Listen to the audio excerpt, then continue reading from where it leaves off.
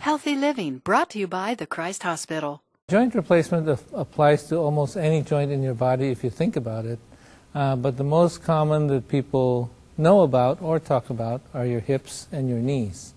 But for people who have arthritis, your shoulders, your ankles, sometimes your elbow, sometimes the small joints in your hand, these are all joints that can be replaced if they ever get destroyed.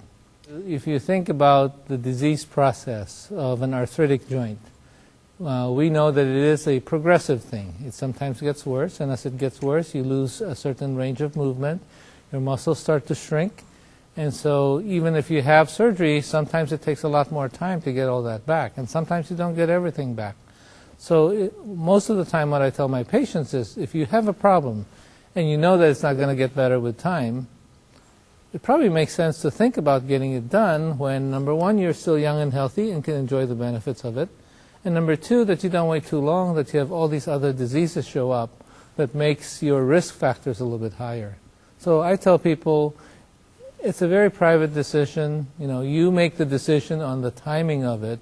The doctor helps you realize what your situation is and what your options are, but ultimately you're the one that jumps, so you have to make that decision, and you'll know when that time is right. For more information, call 513-557-4900 or visit thechristhospital.com.